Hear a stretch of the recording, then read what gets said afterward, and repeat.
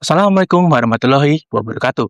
Selamat pagi, selamat siang, dan selamat malam bagi para pemirsa acara Posisi, Podcast Literasi Demokrasi Bawaslu Sragen. Saya Gelar Raja Wali Mahendra yang saat ini berkesempatan untuk menjadi host dalam acara kali ini. Dan di sebelah saya sudah menemani saya Ketua Bawaslu Sragen, Bapak Dwi Prasetyo. Bapak, selamat siang Bapak, bagaimana kabarnya? Alhamdulillah sehat Mas Gelar. Mas Gelar Al- gimana kabarnya? Alhamdulillah, saya juga baik Bapak. Alhamdulillah.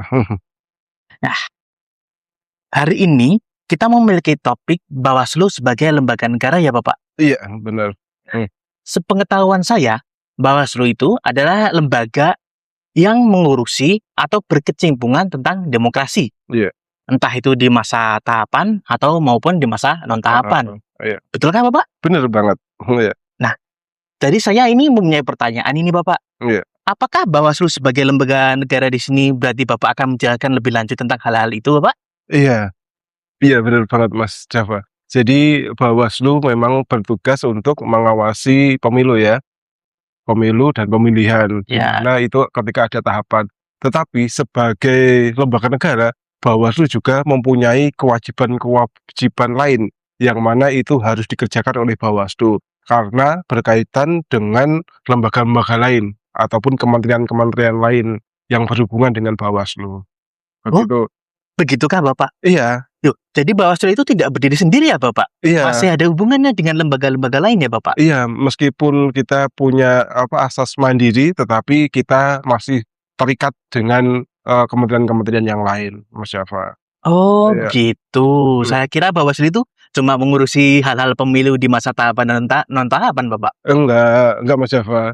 Jadi Bawaslu sebagai lembaga negara itu karena masih menggunakan anggaran negara yang diambilkan dari APBN. Iya. Nah, jadi ketika kita sebagai lembaga negara dan menggunakan anggaran itu yang bersumber pada APBN, kita juga harus mempertanggungjawabannya kepada yang memberikan dana tersebut.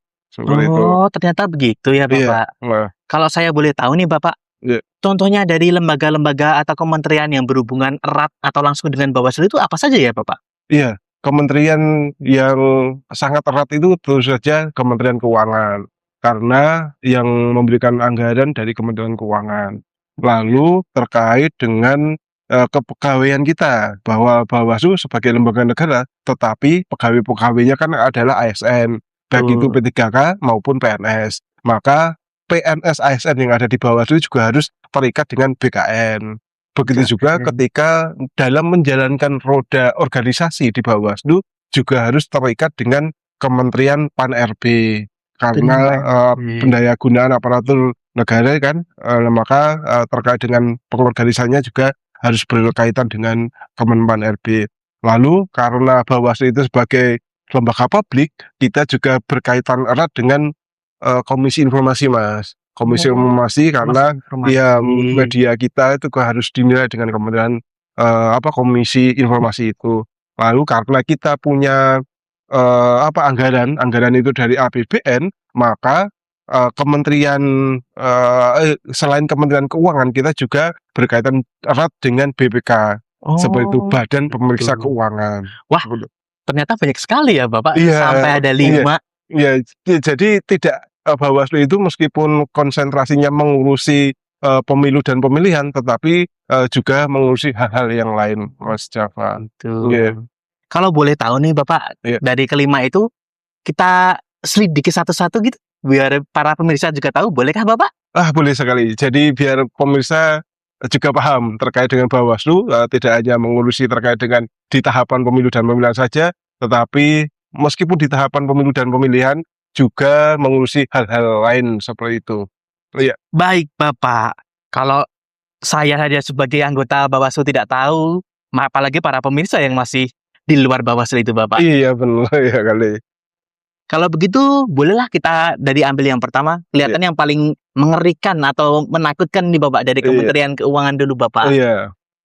Jadi terkait dengan Kementerian Keuangan itu Mas Java ya, kita setiap bulan sekali itu harus mempertanggungjawabkan mempertanggungkan apa yang sudah diberikan negara kepada kita dengan membuat semacam laporan pertanggungjawaban yang dikirimkan ke KPPN ya kalau di sini. Jadi KPPN tidak hanya ini saja terkait dengan pertanggungjawaban keuangan, kita juga harus bayar pajaknya. Bayar pajaknya kan juga harus disetorkan pajaknya berapa kayak gitu terkait dengan kegiatannya.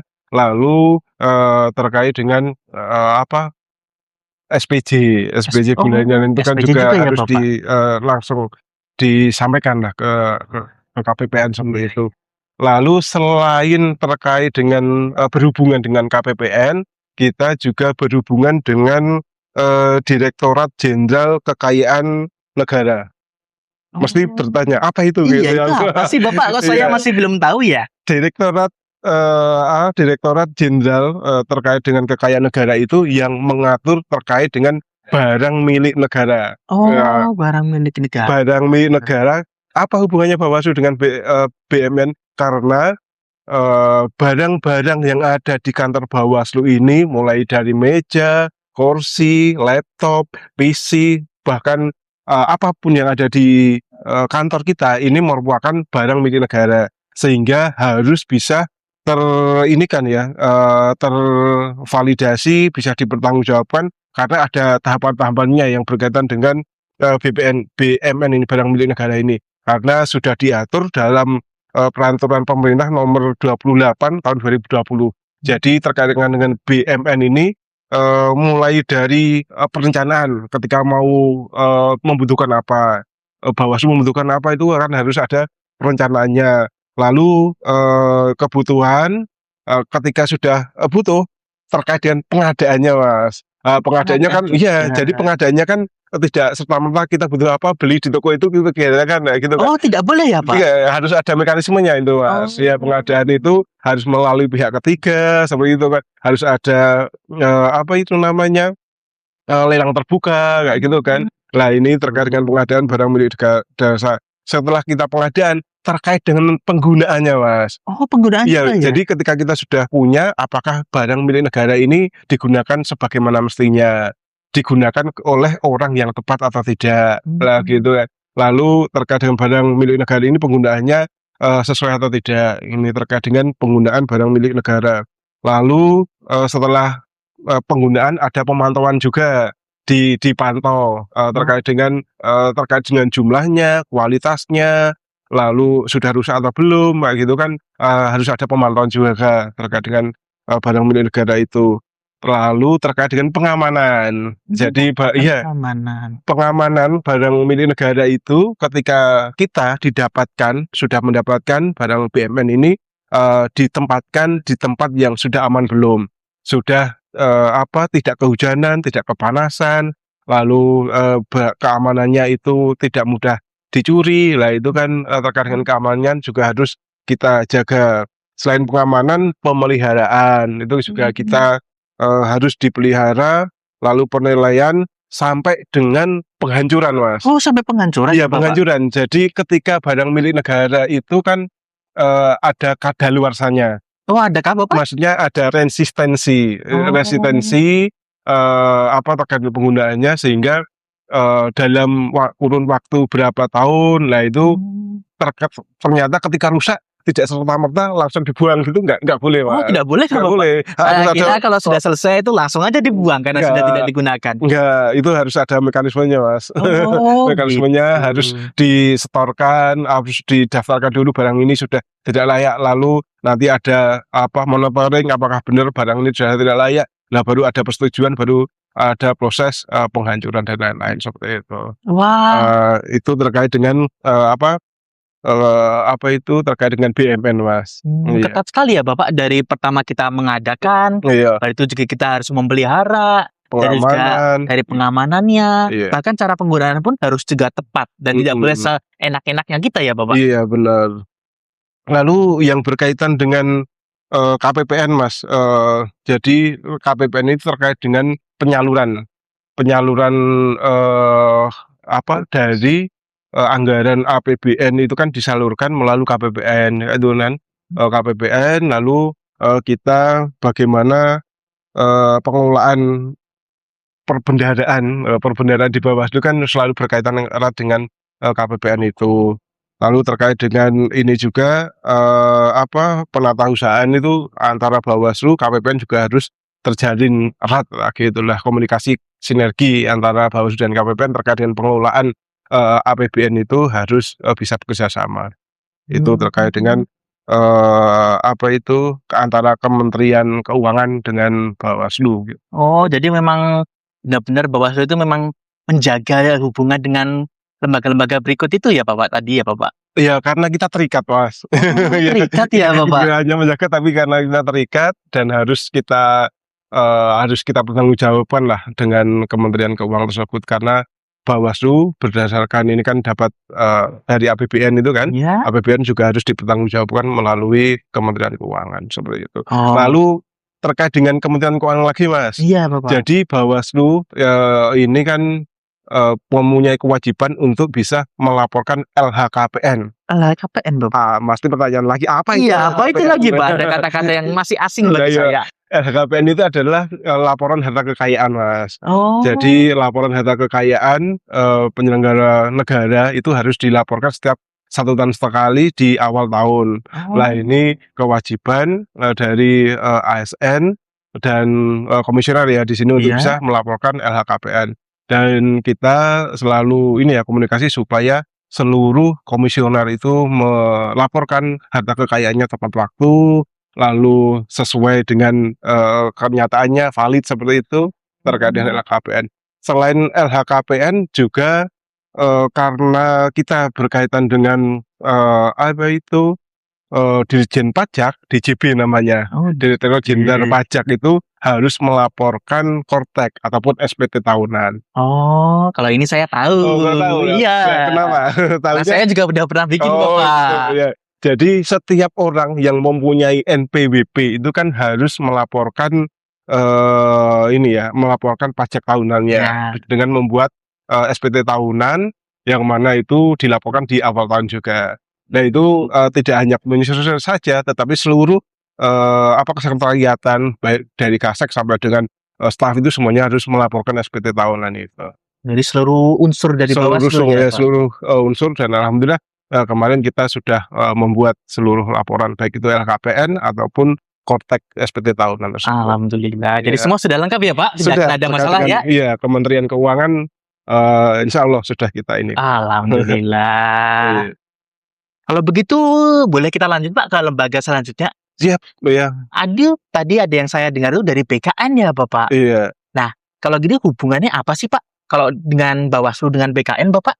Oh iya, Bawaslu dengan BKN. BKN adalah Badan Kepegawaian Nasional. Jadi seluruh kesekretariatan baik itu Kasek, Kasubag, lalu staf semuanya sudah menjadi ASN aparatur sipil negara yang mana ada yang PNS pegawai negeri sipil dan ada P3K yang mana aturan terkait dengan ASN itu berada di bawah Kementerian Badan Kepegawaian Nasional. Jadi terkait dengan yang mengatur kepegawaian yang ada di Bawaslu itu sesuai dengan peraturan BKN itu terkait dengan jam masuknya, jam istirahatnya, jam pulangnya, durasi masuknya berapa jam, lalu terkait dengan atributnya, seragamnya itu kan diatur sampai dengan laporan kinerja pun dilaporkan melalui BKN itu terkait dengan kesekretariatan. Iya. Gitu. Iya. Kalau yang dari saya dengar itu lembaga Bawaslu itu lebih ke independen, tapi ternyata juga masih di bawah BKN juga ya Bapak? Iya, ya itu tadi karena pegawainya semuanya ASN dan ASN itu berada di bawah Kementerian Badan Kepegawaian Nasional. Oh begitu. Iya. Kalau gitu Mbak, tadi kan kita sudah membicarakan tentang Kementerian Keuangan dan juga dari BKN itu sendiri Pak. Iya. Nah ini ada satu lagi nih yang saya bikin agak tertarik, ini tentang BPK Bapak. Waduh, ini BPK Wah, ini. kok Bapak sudah mengatakan, aduh ini jangan-jangan bahaya ini Bapak. Enggak, ya jadi kita sebagai badan lembaga negara itu selain mempelajari terkait dengan undang-undang kepemiluan, kita juga harus mempelajari terkait dengan peraturan terkait dengan belanja negara, supaya terkait dengan keuangan itu ya. Ketika ada pemeriksaan Badan Pemeriksa Keuangan, kita jangan sampai salah dalam penggunaannya. Wah, itu Kelihatannya menakutkan sekali iya, itu ya Pak kalau kita sampai kalau kita sudah diberi anggaran oleh negara lewat APBN, lalu kita dalam mengelolanya ternyata salah, nanti jangan-jangan menjadi temuan. Jadi temuan dan selain kita mengembalikan, kita juga bisa terjerat kasus lah kalau ada penyalahgunaan penyelewengan dana ini kan. Maka kita melalui regulasi dari Kementerian Keuangan, lalu ada BPK, supaya terkait dengan penatausahaan keuangan kita ini kan kita serius dalam menangani tersebut. Jadi nggak cuma kita mengembalikan baru itu aman ya Pak. Ternyata juga masih ada hukuman jika kita ada ketahuan ada yang sesuatu yang salah begitu ya Bapak. Iya, karena ini Mas, karena ada sebuah kasus katakanlah dia itu tidak menggunakan anggaran negara untuk kepentingan pribadi, tetapi salah dalam membuat keputusan.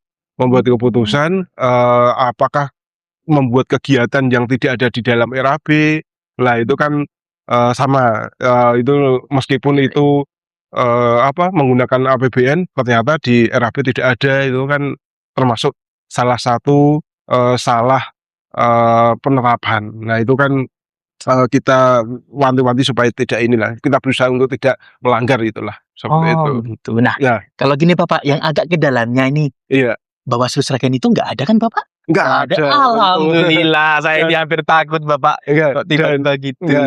dan alhamdulillah terkait dengan pemeriksaan keuangan ini, Bawaslu mendapat predikat WTP, Mas. WTP? Bahkan ya berkali-kali itu wajar tanpa pengecualian.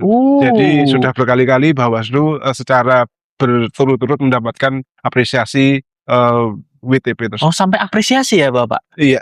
Alhamdulillah, ini benar-benar bisa terpercaya begitu ya Bapak? Ya, alhamdulillah. Alhamdulillah. Iya. Lah, setelah 3 lembaga ini, kita boleh lanjut ke selanjutnya Bapak? Iya. Lembaga yang tadi Bapak sebutkan adalah Kemenpan RB. Wah, ini Kemenpan RB ya. Kok wah ini lagi Bapak? Jangan-jangan banyak sekali ini yang kita wah ini. Iya, banyak sekali ini kalau kita menyangkut terkait dengan Kemenpan RB ini, Mas. Jadi Kemenpan RB ini yang mengawasi seluruh, bukan mengawasi ya, bahwa semua lembaga yang ada, lembaga kementerian, bahkan lembaga yang ada di negara ini harus berdasarkan Kemenpan RB ini kan, aparatur pendaeraan aparatur negara dan reformasi birokrasi kan RB-nya itu. Maka untuk pengelolaan organisasi lembaga itu kita mengacu kepada peraturan-peraturan yang ada di dalamnya, seperti itu. Jadi mulai ada AKIP, Bapak. AKIP ada PEK, P3, ada IKU, seperti itu kan. Wah, banyak Terus sekali ya. lumayan nanti, terus ada di Kementerian RB itu ada reformasi birokrasi, unit integritas. Nah itu kan ya. di bawah ini ya Kemenpan RB kan, itu terkait dengan itu. Nah, kalau begitu yang untuk saat ini dari sekian banyak itu apa sih Pak yang sedang Bawaslu Sragen itu lakukan Bapak? Sebelum ke situ Mas, jadi untuk menuju ke situ, menuju apa yang yang dilakukan oleh Bawaslu itu adanya AKIP, Mas. AKIP, Bapak. AKIP itu adalah akuntabilitas kinerja penyelenggara negara, instansi pemerintah, Jadi akuntabilitas kinerja instansi pemerintah ini berdasarkan bahwa sebuah kewajiban. Jadi kewajiban instansi pemerintah untuk mempertanggungjawabkan keberhasilan maupun kegagalan pelaksanaan misi organisasi terkait dengan AKIP-nya itu. Lalu di bawahnya AKIP ada SAKIP. AKIP, setelah itu SAKIP ya Bapak? SAKIP itu sistemnya, Mas. Sistemnya. Jadi sistem penerapan melalui implementasi sistem akuntabilitas kinerja lembaga pemerintah. Jadi SAKIP-nya ini karena sudah berdasarkan Perpres ya itu ya. Ya. Perpresnya nomor 29 tahun 2014 terkait dengan sakit, bahwa pejabat publik wajib mempertanggungjawabkan kinerjanya secara mandiri, lalu berbasis data dan target. Ini terkait dengan Gitu. sakitnya. Lalu ada lakib juga, Mas. Wah, akib, sakib, salah lakib. Iya, Nanti lakib. jangan-jangan ada wakib, Bapak. Enggak, ini lakib. Lakib itu adalah laporan akuntabilitas kinerja instansi pemerintah. Ini lakibnya laporan secara, kalau sakit tadi sistemnya, Sistemnya. ini laporan laporannya ini. Laporannya. Iya, lakibnya itu juga ternyata kita harus selalu membuat asmitasi seperti itu. Wah, jadi memang berturut-turut ya Bapak. Ada Iya, akibnya, bantu ada sistemnya, dan bahkan Iya. juga ada laporannya. laporannya. Lalu ada IKU. Iku ini apa ya Pak?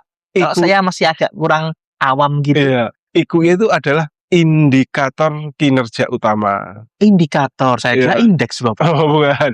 Jadi indikator kinerja utama itu terkait dengan seluruh personel yang ada di Bawaslu itu harus membuat IKU. IKU itu berdasarkan visi misi Bawaslu, lalu rencana strategis Bawaslu itu kan sudah ada visi misinya, Iya. diterapkan dalam sebuah IKU. IKU itu dibuat pada akhir tahun yang akan diterapkan pada tahun yang akan berjalan. Seperti itu. Apakah Jadi, itu rencana kerja Bapak, kalau boleh menjelas sedikit? iya, seperti itu. Jadi berdasarkan visi misi Bawaslu, rencana strategis, lalu dibuatkan IKU, baru di awal tahun itu dibuatlah rencana kerja, raker, seperti itu. Jadi rakernya ini berdasarkan Perbawaslu 3 tahun 2025, yang mana ini ya terkait dengan harus sesuai dengan rencana Bawaslu, visi misi Bawaslu, apa yang dikerjakan pada tahun yang berjalan itu harus sesuai dengan IKU tersebut. Jadi memang semuanya itu berkaitan ya Bapak. Gak Iya, bisa tiba-tiba benar. kita itu mengadakan sesuatu ya Iya. Bapak. Wah, Iya, memang. IKU. Jadi penilaiannya kalau IKU 6 bulan sekali, Pak. 6 bulan sekali Iya, Bapak? jadi mulai Januari sampai bulan Juni itu Iya. apa yang sudah kita kerjakan, targetnya itu sudah tercapai atau belum, berapa persen yang sudah kita kerjakan, apa hambatannya, apa tantangannya. Nah, itu harus kita laporkan setiap 6 bulan sekali, 1 semester itu. Nah, itu terkait dengan IKU. Lalu ada juga PEK P3, Mas. Wah, kelihatannya itu kok agak sulit sekali Pak. PEK P3, banyak Iya. sekali Pak P-nya. Oh iya, jadi P3 ini terkait dengan pelayanan publik, Mas. Pelayanan publik. Jadi kita sebagai lembaga publik juga harus mempunyai sebuah standar pelayanan. Karena lembaga publik kita berhubungan dengan orang, baik itu secara langsung maupun secara aplikasi, secara online, maka kita bisa ini ya, harus mempunyai standar pelayanan. Jadi di Bawaslu itu ada 6 standar pelayanan, karena kita ada 6, lumayan banyak ya. Iya, banyak sekali. Ya, lumayan, karena kantor kita terbatas, tapi kita memanfaatkan kantor ini untuk bisa melayani masyarakat yang pengen mengetahui terkait dengan demokrasi, terkait dengan pemilu, terutama terkait dengan pengawasan pemilu di kantor kita. Iya. Jadi 6 layanan ini, yang pertama adalah posko pemutahiran data pemilih berkelanjutan. Oh, posko PDPB berarti ya Pak? Iya, pemutahiran data pemilih. Jadi apabila ada masyarakat yang pengen memutahirkan data pemilihnya, katakanlah pengen melaporkan bahwa orang tuanya, saudaranya, katakanlah sudah meninggal ataupun pindah domisili menjadi TNI Polri, kayak gitu kan, harus dikeluarkan dari daftar pemilih, itu bisa melaporkan ke posko layanan PDPB tersebut. Nah, begitu pemirsa, jika ada, langsung datang ke Bawaslu Sragen untuk melaporkan hal-hal berikut. Iya. Lalu ada posko yang lain, Mas. Oh, ada Posko, iya, posko layanan PPID. PPID, Bapak. Iya, jadi pejabat pengelola informasi dan data. Jadi data-data yang ada di Bawaslu itu bisa datang masyarakat yang pengen mengetahui terkait dengan data, terkait dengan perkembangan terkait dengan informasi terkait dengan pemiluan bisa datang. Itu banyak sekali yang masyarakat yang datang ke Bawaslu, Mas.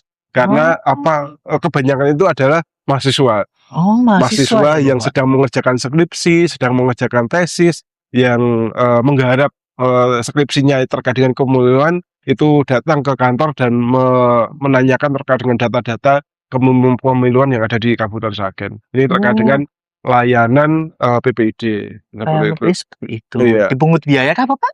Oh enggak, Mas, Oh, gratis. tidak. Iya, gratis, Alhamdulillah iya. berarti. Iya, jadi masyarakat banyak yang ini ya, banyak yang datang karena tanpa biaya sepeser pun, seperti itu. Oh, iya iya iya. Itu terkait dengan PPID. Lalu posko layanan yang lain yaitu terkait dengan posko pelaporan pelanggaran. Laporan pelanggaran nih, pelanggaran Pelanggaran. apa nih, Bapak? Nah, jadi pelanggaran ini pelanggaran kepemilian tentunya. Oh, Ketika di masa tahapan ada pelanggaran pemilu, maka kita membuat posko aduan masyarakat terkait apabila ada pelanggaran pemilu, maka dilaporkan ke Bawaslu. Lalu standar pelayanan lagi yaitu terkait dengan standar posko aduan masyarakat terkait dengan pemutakhiran parpol berkelanjutan. Pemutakhiran parpol berkelanjutan ya, Bapak? Iya, pemutakhiran parpol berkelanjutan ini jadi terkait dengan parpol ini kan terkait dengan kepengurusan, lalu alamat kantor parpol itu kan fluktuatif ya, bisa berubah-ubah. Iya. Lalu apabila ada masyarakat yang sekiranya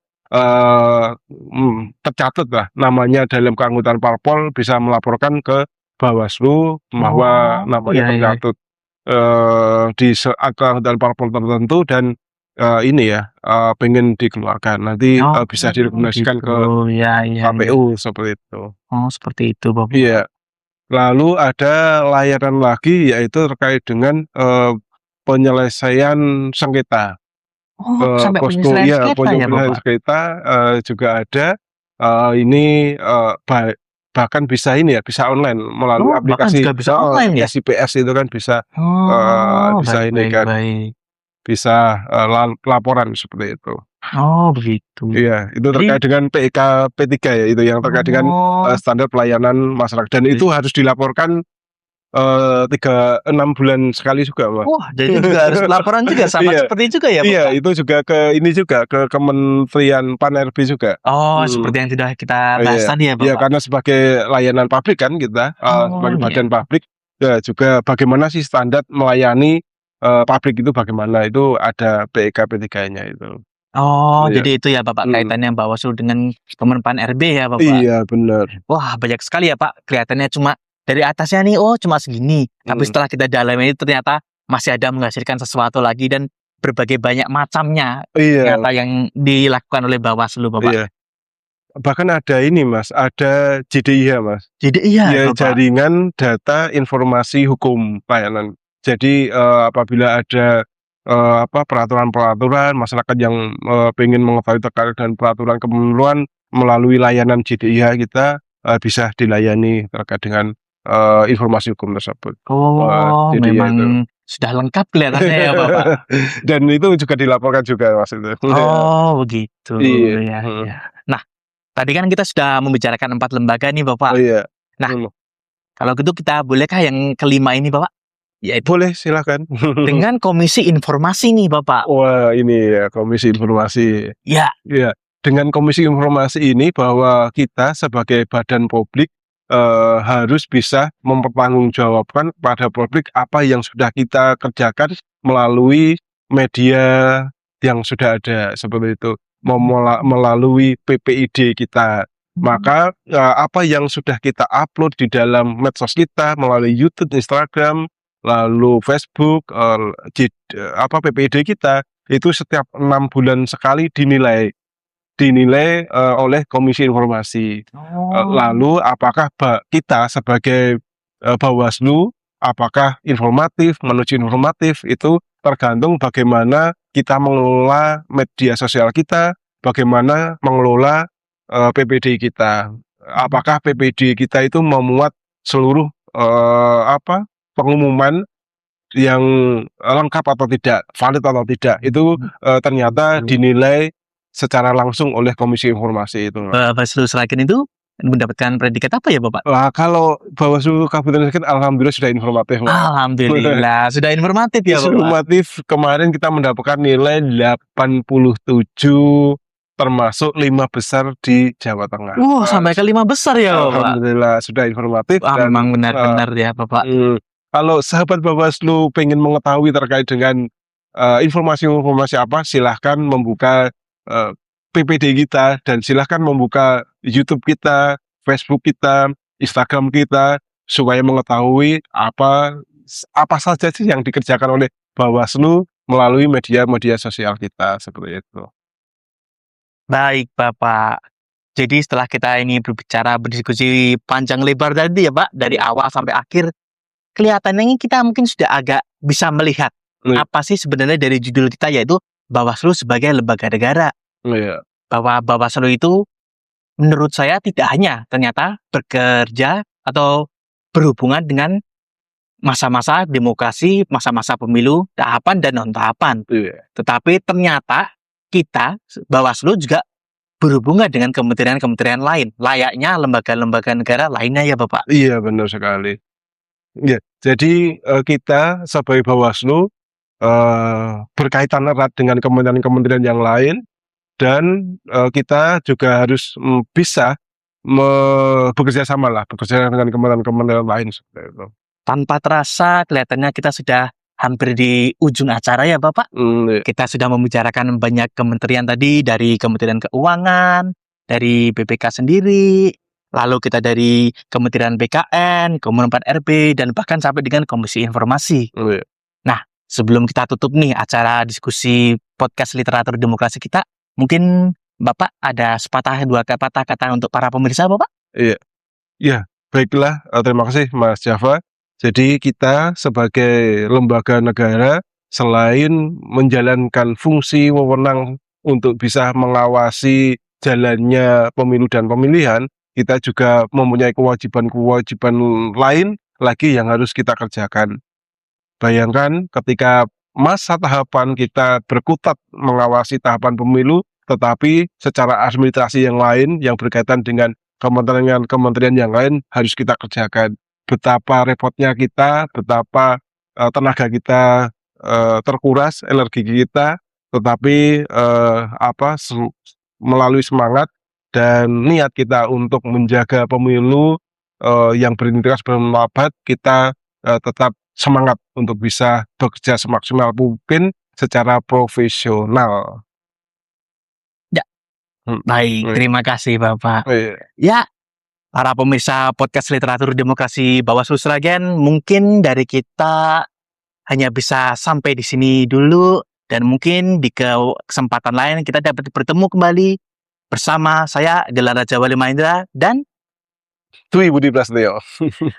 Untuk podcast literasi demokrasi untuk kali ini saya undur diri. Bukan saya, Deng. Kami undur diri.